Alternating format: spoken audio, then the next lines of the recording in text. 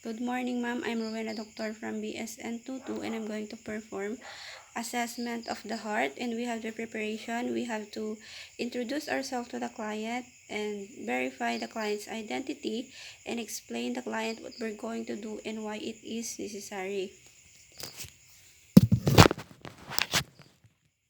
Good morning, sir. I am Rowena Doctor and I'm going to assess you by assessing your heart and it um it will help you to check your um, heart rate and rhythm. Then we have to perform hand hygiene and observe other inappropriate infection procedure by using 70% alcohol. And then we have to assemble or our supply needed. We have cotton balls and alcohol and the stethoscope. Then we have to provide client privacy and dignity by keeping the breast and rape among females. And then we have to assess, determine the client history of the following. We have, sir, do you have chest pain? I don't have Palpation. Sir, do you have any dyspnea or difficulty of breathing? none. Orthopnea, fatigue, edema, or cardiac history, family cardiac history, past medical history. And then we have to inspect the chest to identify landmarks that aid assessment of the heart, check for visibility of point of maximum impulse, and abnormal pulsation. At the intercostal space, locate by finding the external angle felt and reach in the sternum approximately 2 inches below the sternum and 2 inches below the sternal notch. The adjacent rib is the second rib with the second intercostal space. And then we have to check the mid-sternal line. We have to inspect the chest. Then we have the imaginary line here near the intercostal space and the mid-clavicular line where the sternum, and then we have the anterior axillary line near the axillary, and then we have to um, palpate for the second we have to palpate the second intercostal space at the left sternal border.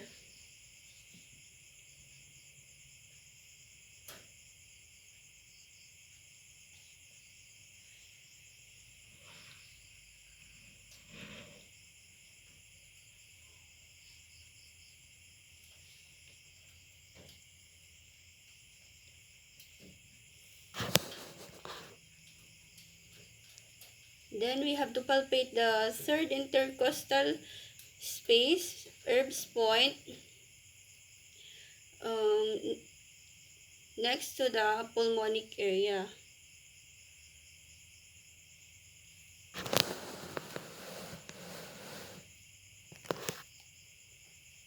Then we have the tricuspid area. We have to palpate the fifth intercostal sternal border, which is the tricuspid.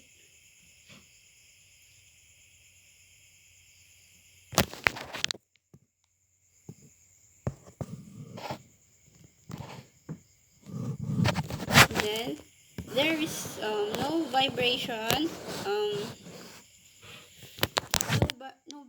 or pulsation are palpated in the aortic pulmonic tricuspid area. Then we have also to palpate the fifth intercostal space. This is also called the PMI.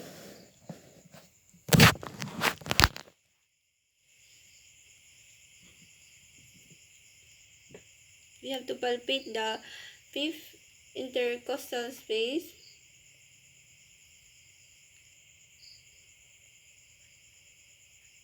Or the mitral area.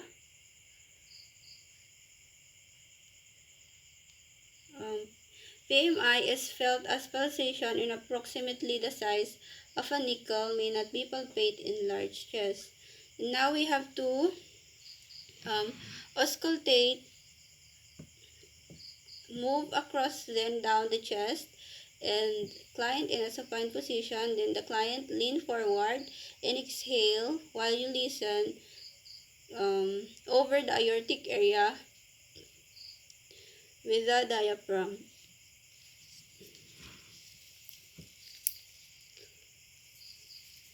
Ask patient to take a deep breath comfortably, then hold the breath. Expiration, auscultate to identify the first heart sound.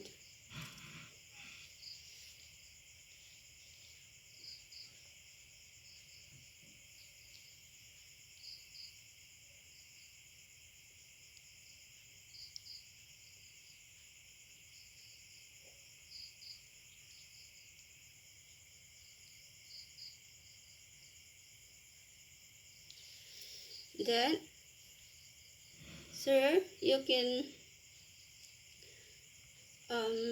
huminga po kayo ng malalim, and then hold nyo lang po, sir.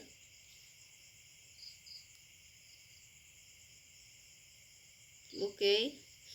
And then we have to ask the patient to breathe comfortably as you listen. Auscultate to identify the second heart sound or dub with the diaphragm at the base, second intercostal space, right external border.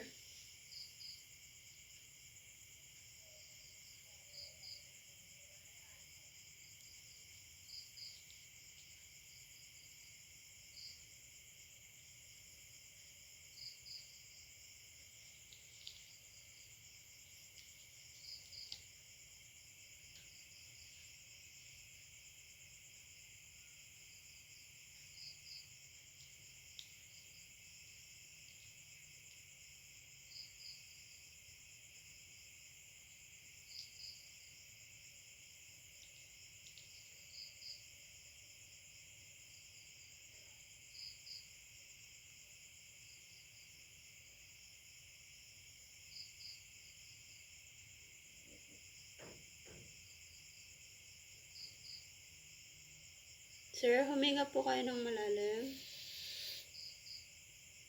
Okay. And then we have to auscultate the S3 with the bell of the stethoscope.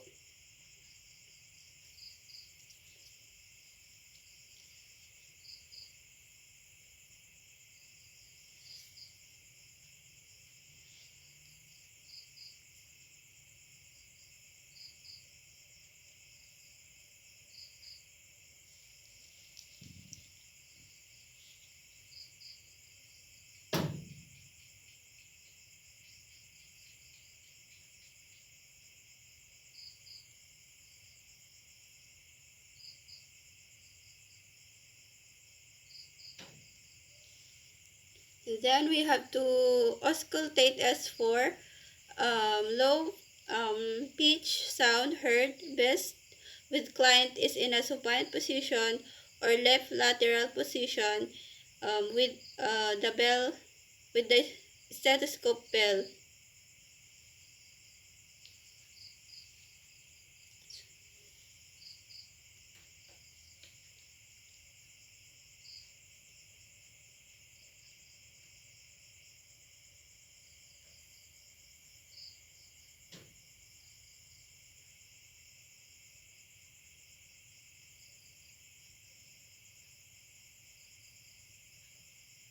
auscultate for the rate and rhythm, and rate, the rhythm is regular or 60 to 100 beat per minute.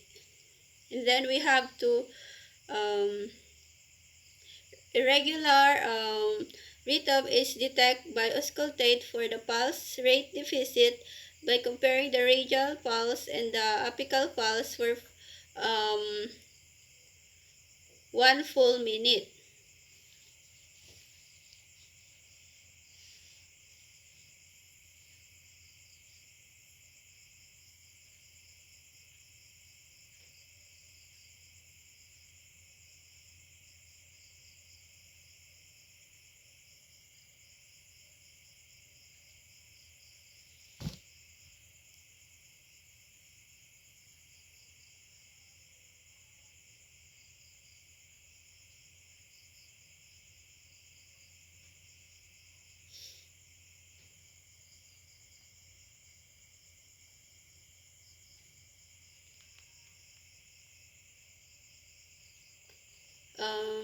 The radial and apical pulse should be identical or the same.